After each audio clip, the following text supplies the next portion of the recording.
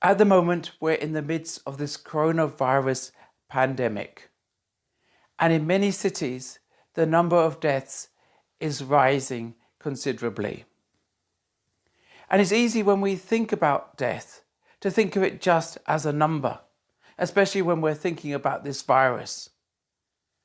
But of course, with each death, there is sadness and loss.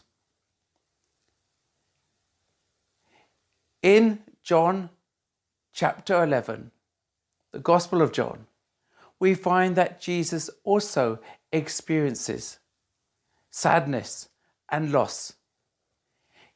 His friend Lazarus has died, and when he reaches Bethany, he's been dead for about 4 days.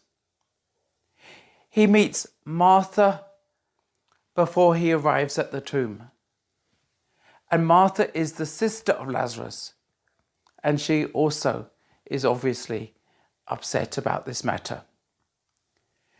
Jesus speaks to Martha and they have some form of dialogue or conversation.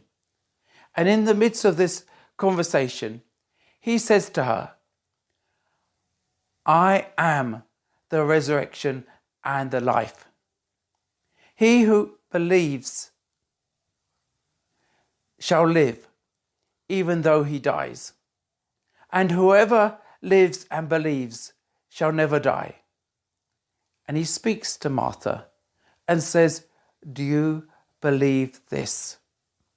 Let us very briefly consider this saying of Jesus, these words of Jesus. Let's take the first part of it. I am the resurrection and the life. What was Jesus speaking about here? What did he mean?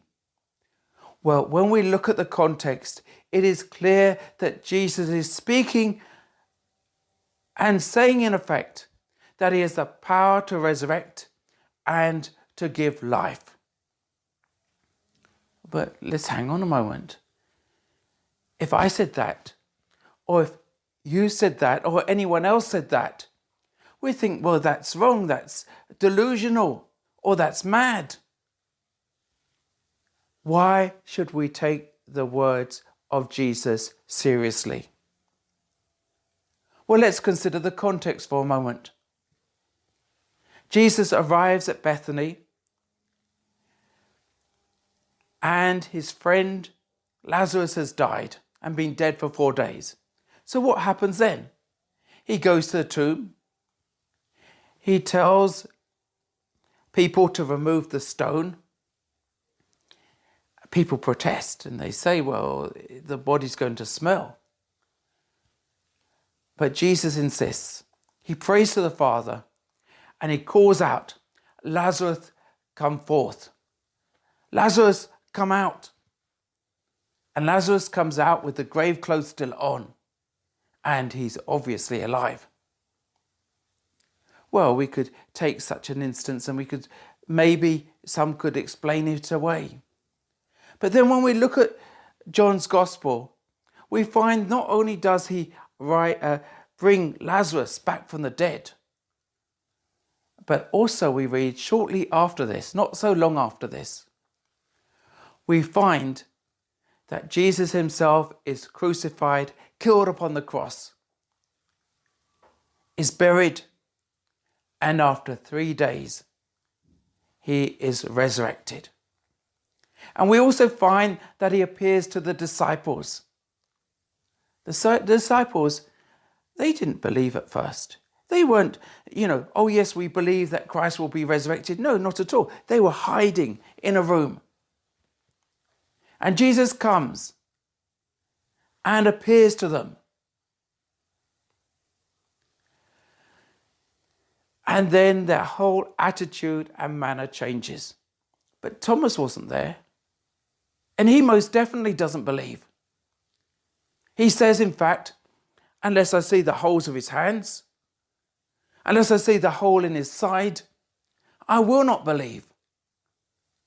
A week later, Jesus appears, reminds Thomas of these words.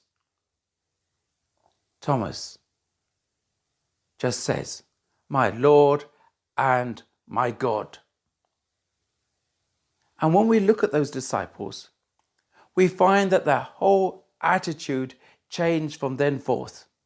Instead of being the timid, frightened disciples, they suddenly went out with boldness and were willing to die because of this matter.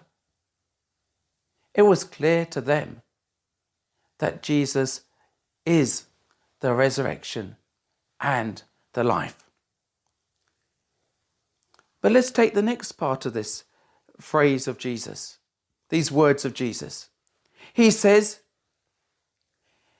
"He who believes shall live even though he dies."